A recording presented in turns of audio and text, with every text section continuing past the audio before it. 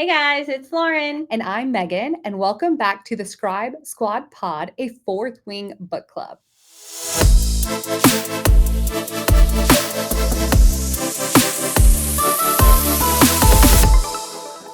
All right, getting into week 2, chapter 2 of Fourth Wing. Yes, so we have reread chapter 2. Yes.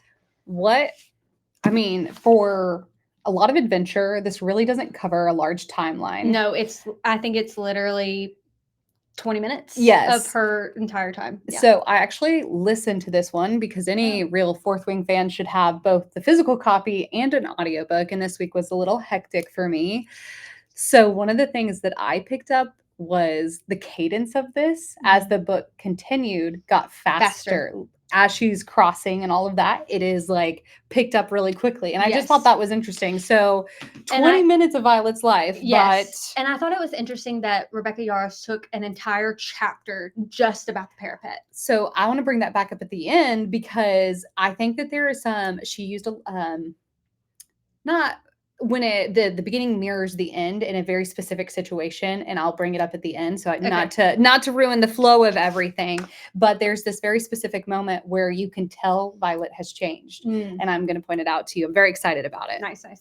I think I also wanted to mention to everybody too is at the beginning of each chapter, there's a little blurb, just of some kind of correspondence. Again, going back to the scribes, there's always a scribe correspondence at the beginning of each chapter, and I think some people would normally just skip over reading that because you're like, I don't have to read it. But it's very important to read those things because they have some kind of effect, maybe in that chapter or just in the future. They're always very important to read. So I know you read it last time. Do you want to get it for us again this time? And we'll make sure we include it. Also, while she's pulling that up, I do want to say thank you guys so much for your patience as we are just now learning to podcast. I know we told you that. We are aware of some of things we need to cut out. We are learning to do all of the things. So I promise it's just going to get better with time. The one thing I am proud of is our quality sounds pretty good. I feel like it does. So bear with us. We'd love to hear your feedback. But yes, so we're going to start out with the nice, what would you call this that starts each chapter? Just a communication? Yeah, I think it's just, communication. Okay, so this one says, there's a misconception that it's kill or be killed in the Riders Quadrant. Riders, as a whole, aren't out to assassinate other cadets, unless there's a shortage of dragons that year or a cadet is a liability to their wing. Then things may get interesting. From Major Offendra's Guide to the Riders Quadrant, unauthorized edition. Ooh, so again, we already knew that there was going to be some, like Violet thinks people are going to be after her. So it's kind of interesting for Mira not only to have proven this, hey, you need to be worried about this, but there is now a correspondence that says, hey, they will kill people. And it has nothing to do with you being the daughter. They just will kill you. They will literally kill you. So this chapter is really big, obviously, about the parapet and Violet's thoughts crossing the parapet. One thing that we are introduced to, even more so that we saw in the last chapter, was Jack Barlow. Yes. And we're really introduced to his character in this one. So one of the things that before we even get to Jack Barlow, not Bartow, is, I know last time we said her mantra is, I will not die today. And she specifically says, my mantra. So I didn't realize she actually confirmed, like, this is my mantra, but it's the second time it pops up. Yes. It's changing her. So that was, I wanted to point out, we did hear that again. So Violet's mantra, I'm not going to die today. I am interested to see if that comes up in like the show. To see if because we're seeing it as so important. I'm wondering to see that. So she's saying, I'm not going to die today. Yes. And then, so before she even gets onto the parapet, as soon as you get up there, you have to state your name so that rider can, again, take your name. The scribe can write it down. Yes. So that they can compare notes from the beginning of the parapet to the end of the parapet to get a death toll. That's what they call it. And so immediately she says, my name is Violet Sorengel. And the rider looks back at her and was like, Sorengel? And I thought it was interesting because the writer specifically said, I didn't know that there was a third Sorengel. And the way that her internal voice says this isn't the first time someone has has commented about this. So it obviously, again, starts putting into, you start understanding the dynamic of the, not, I was going to say attorney Sorrengail, General Sorrengail, and her daughter, because apparently she's almost like not proud of her. Yeah. And I feel like Violet internally feels like she can't live up to the Sorrengail name. And I think that fragility is right now the only aspect where you really understand of why she would be not as well known. But as deep dives go on, we have some different theories about why maybe Violet is not her mom's favorite, but those will have to be in the deep dives. Yes. There's nothing in fact that we know of why this has occurred the way it has. So so she steps up and she is almost, not embarrassed. I think that she just isn't sure of herself in this moment. I think that she has learned to cope with the fact that she's going into the Riders Quadrant, but she's still not sure of herself in this moment. She even says, she was like, I feel so sorry for whoever's wing I end up in, because I'm not only a target, but I'm weak. I'm fragile. And they try to kill off the fragile people first, and I'm just going to bring my wing down. So I think that it's interesting. Again, the Sorrengail name came up. And the other thing that I was going to say is there's this moment where she talks about Dylan's name will never be written again. Oh, yeah. And there's this like really poetic thing that when people talk about death, they say you die 2 times, which the first time is when you physically die, and the second time is the last time your name is ever mentioned. Oh, yeah. And for me, this like brought that up because it's so interesting to, again, we think the pen's the most powerful weapon, and she's like, Dylan's name will never be written again. And for some reason that really hit me this time. Didn't really think about it at all the first time. Yeah. But it was interesting because she then describes there's another scribe on the other end who's taking roll, and that's just, they just compare them, and that's who made it through. Yeah. They don't necessarily. Yeah. And they talk about it in the first chapter where like your family can either collect you at the bottom of the ravine, or they will literally just bury you somewhere else, or just put a marker with your name on it and never to be thought of again. It's so sad, like wild. And like she said in the first chapter, 15% of people who try and cross the parapet don't make it. Which is so interesting when you think about the parallel of unmarked, like the unknown soldiers and things like that. And so just again, if you're not okay with death, this is not the series for you. It's going to continue this way. So, okay, we get to know the giggling mean girl. That's who again, last episode 1, we were talking about this nefarious kid laughing just as they're all standing up to go through this horrible struggle of getting through the parapet, and you hear this ha ha ha ha. And we meet our boy, not our boy, but our boy. Good old Jack Barlow. So gotta love him. He comes in. Yeah, and he's automatically, like, he is out for blood. Yes. From the moment that this thing starts, he is automatically, not only to Violet, but he is physically taking people and shoving them off the parapet. Because in his mind, and a lot of people's minds, there's not that many dragons out there, right? And so they've specifically said, like, if there's not enough dragons, then the riders are either gonna, like, we don't know what's gonna happen to the riders, but there has to be the same amount. And so he's just making his chances even better as it goes. He's like, I'm killing all these people, I don't care. And I think it's interesting because, again, you hear this, I feel sorry for whoever gets me. You also hear this comment about like whoever's wing they're on, the weakest person on the wing. So he's also making his wing stronger, I think, in his mind, by eliminating these weak players. So again, the last episode, we talked about brute strength is what the riders are. This is the definition of what I think people who chose to go through this, what the idea of society puts as like, Jack is the perfect rider. He doesn't care about people's lives. He doesn't know any of these people. He wants I would say he, in quotes, wants what's best for his wing. Yeah. Because at this point, that's what our interpretation is. Right. And I don't really know if we ever get clarification on that, but I do feel like that's how it's kind of starting. Yeah, for sure. Another thing that I wanted to point out, and we can come back to Jack if we need to, but there's a really big character development for Violet in this as well, because we know, again, Violet is a scribe. Like, that's what she was raised to do. She was trained to do so. And this again is a character development that we'll see throughout the series is when Violet gets nervous, she recites whatever she can to just take her mind off of whatever challenge she's facing. And we see it in this chapter, and she's reciting every memory that she has from the entire continent of what she's learned throughout her years as a scribe. Which that will lead us into our deep dive this week. So we actually are going to look at the Fourth Wing map and the Iron Flame map. So if you are interested in the information she's like spouting off to you, like the facts about, she starts talking about treaties and trades and what part's going to leave people unprotected. We're going to deep dive into that. So catch us in the next episode if you want us to go into more of that. Yes. I think we kind of left that out because there's a lot to compare with Iron Flame and Fourth Wing. Iron Flame goes into a lot more information and you get to see more places. So I think that if you're interested in that, you want more information, go to the deep dive.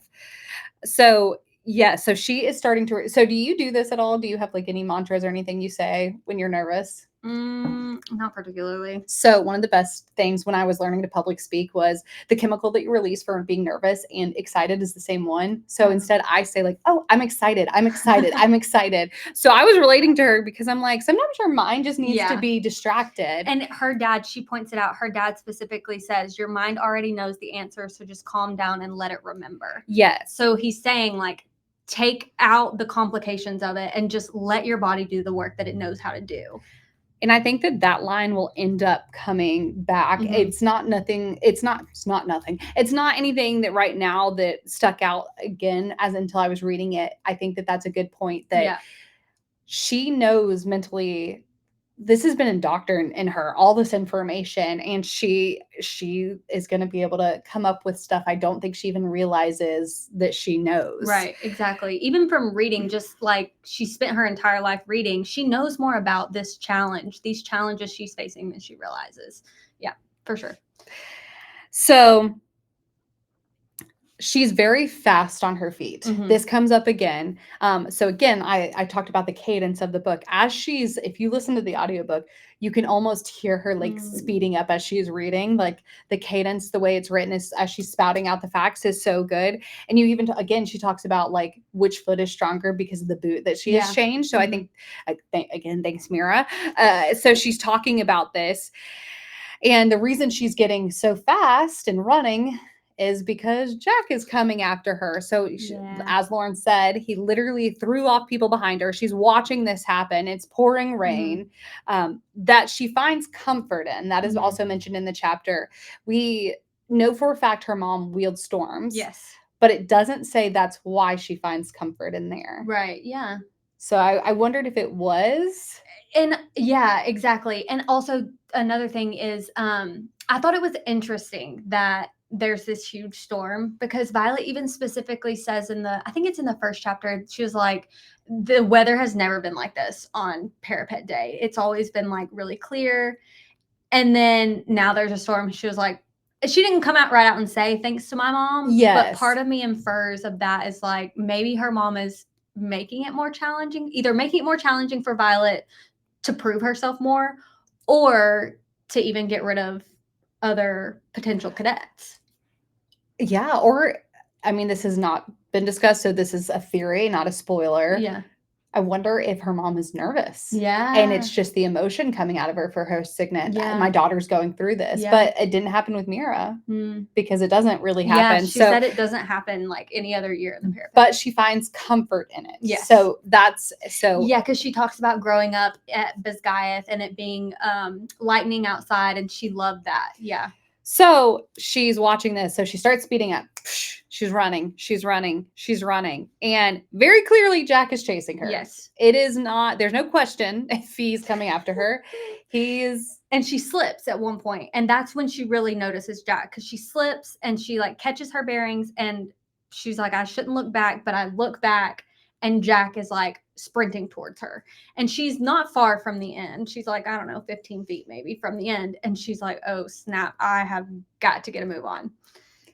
So she does make it to the end. Yes. And she jumps down off the parapet. So she jumps down. She is, and it talks about 10-foot walls. Mm-hmm. So I was thinking about, I was trying to envision this in my brain. So we have Rock City here in Chattanooga. Mm-hmm. And I was like picturing being in between stones. Oh, yeah. And just like how, I don't know what word I'm looking for, but just how surrounded that probably felt in the rain and all of these walls. So she's jumped down. So she is officially a cadet. Yes. Which is a important fact because you have to get off the parapet to be a cadet. Yes.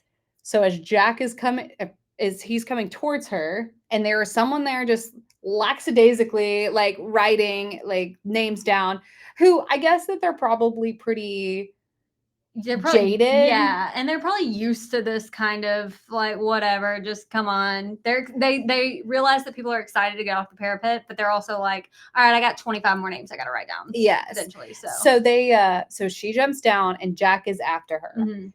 And so again, she's a cadet, which makes a huge difference in the codex specifically. And Jack lunges toward her and she immediately unsheathes one of her knives and forces it toward him into his nether region. The nether regions, if you will. And he stops because he's about to get stabbed, castrated. Yes. And he basically says, like, I'm going to kill you. And Violet says, you can't. Yeah, she shouts out the codex. She said, hey, superior officers are here. This is a formation. Mm-hmm. You're not allowed to do this. Yes. And Jack's kind of like, I don't care. Yeah, Jack's like, yes, I'm gonna like tear your head off. Yeah, exactly. And even the rider that's standing there says, no, she's right. She has the authority to kill you because you're not a cadet yet, but you cannot touch her because she is a cadet and that's against the codex. So I think that we talked about Violet's character development in this element of kindness. And this is, again, one of those moments that you see. So she has this moment. This guy obviously has no sympathy for life. He has, I mean, he just threw off people he did not know. And you see Violet make the decision to not kill him. Yeah, because they said, what is it going to be, Violet? Are you going to make him a eunuch or are you going to let him down? And she says, you promise you're not going to kill me right now, right this second. And he doesn't really say anything and she just lets him go. So I think that shows, again, she has this it does not feel like Violet's going to have this brute mentality that Jack does. He's going to be the murderer. She's going to be, again, saved by the word. So she, knowing that codex, it saved her life. Yeah. So again, information, knowledge, pen is powerful. And I think that is, I loved seeing this come up again. And I love that it's being intertwined so much. Like the words and her knowledge is being intertwined so much, even in, like you said, this brute mentality of people. So the other thing that I was going to say, the full circle moment. So when she got on the bridge, she has to give her name. She says, yes, like, that's me. I don't even know. This time when she says her name, she is confident. She says, yes, that Sorrengail. Yes. And I think that is such a unique, again, we think this is 20 minutes, not even 20 minutes of her life. You can tell, this is what I was going to say. You can tell she has changed from the first time she had to give her name to the second time she gave her name. She has changed. I am a Sorrengail. This is what's happening. It is what it is and get over it. Yes. Here I am. And I'm a cadet now. Yes. Yeah. So I think that is, I love that it got mirrored because you see how much she changed. Yes, I agree. So the other thing that she says, I think it was her, when she was the writer's quadrant, they don't do trials, they just execute. Oh, that's what they were talking about whenever whenever the superior writers were talking to Jack. They said, if you try and execute her right now, we'll give you to the dragons because we don't give trials. We just execute you. So it's not even a question of if you're going to die. If you do this, you're going to die. Which we have the dragons mentioned again. So again, obviously dragons, huge part of this book, but dragons are their saving grace. Dragons can be a death sentence. And I just, the dichotomy of that. Yeah, I agree. And we don't know too much about dragons yet. So it's hard to touch base on it a ton, but it is interesting that you say that and how they bring it up every time that not only do we rely on dragons, but they do the murdering for us. They are the ones who are basically have a hold on us over everything. It's this yin and yang. Yes. There always seems to be some kind of balance that they're putting in of this positive features that you have, and then there is also of course some negatives. Right. So the one thing I was going to point at about Jack before we start is it does talk about he has these glacial blue eyes, but it says murder is etched in his glacial blue eyes.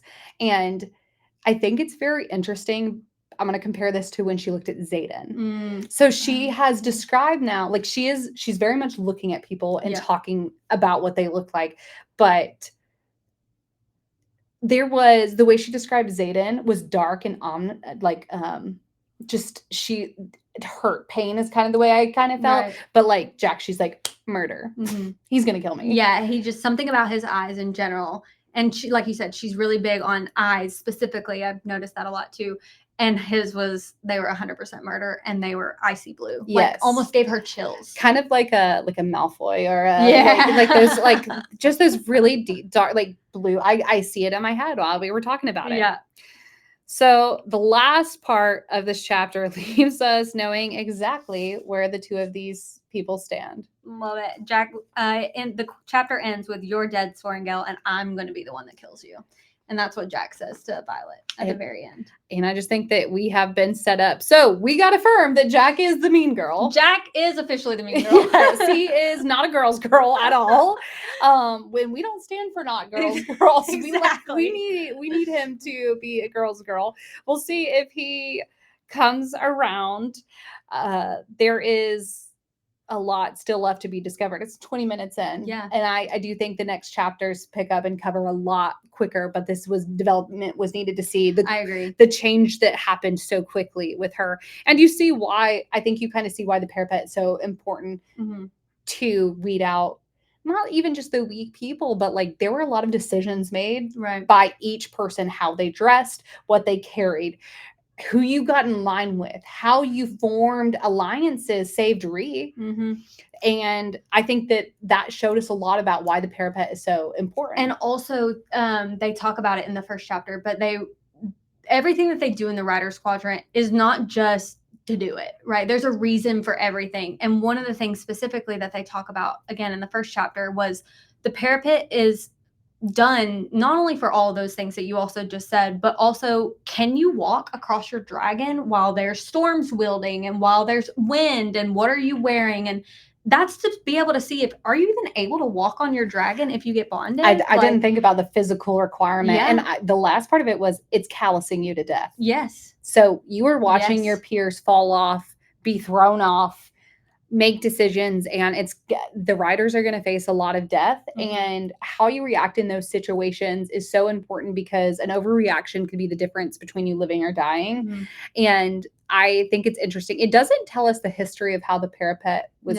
created. And I am interested to see if that comes out later. Yeah. Sorry. Another thing that just popped up in my head when you're talking about, again, what they were wearing and stuff. One thing that Violet mentioned when she was on the parapet, she said that, in specific to Jack and the people he was throwing off, was all these people with their rucksacks that were way too big and way too heavy. And that goes back again to Mira setting Violet up for success, because she had a rucksack that was twice her size that she couldn't actually carry. And these people, she's literally watching them fall off because they're not prepared for this. And it is, again, like weeding out the weak. And that's something that you have to know at the beginning of the Writer's Quadrant is, are you even good enough to get across here? Which it's interesting that they don't have like in the rules about this is what you should be doing. Yeah. Or, I mean, did these other people not have anyone they knew that went through? How did they pass on? Why is Mira's information special versus someone else? And I think a lot of it is that once riders are gone, they're kind of gone, like we discussed in chapter 1. But it is interesting that it doesn't seem like many people were. I mean, Ree obviously wasn't prepared. Right. Dylan wasn't prepared. Yeah. And I don't think that because Ree is not from Navarre. She's from a different city or province. And she just has always dreamed of being a rider. But I don't know how much information she actually has about the Writer's Quadrant. Because again, a lot of this history isn't given out to all of the continent. It's just word of mouth of what they've seen or heard through other people. So how can you get prepared for something you don't even know how to do. Exactly. Well, if you're loving the parapet, I will say you're gonna have to check out our social media and see how at our book club we had to cross over the parapet. Lauren got to host that one, and it was so cute. And we'll have to post how we had to cross. It was set up so it was so cute. And we want you guys to host a book club with us so that you guys are having your friends get together and read this. Yeah, it's a lot of fun. It's a lot of fun. So we'll be jumping into the deep dive if you're interested in more about the provinces, the map. We're going to be comparing it a little bit to Iron Flame. That's what we're going to be going into the next episode. So thank you guys again so much for listening. Make sure you like our podcast wherever you're listening to it, and make sure you rate us and give us 5 stars. That helps us out a ton. Check us out on social media. We are at Scribe Squad Pod across all platforms. And if you have anything you want to talk to us about, send in any suggestions, please feel free to email us. Our email is scribesquadpod@gmail.com. We upload Mondays and Thursdays, 2 episodes a week, and we look forward to seeing you guys next time.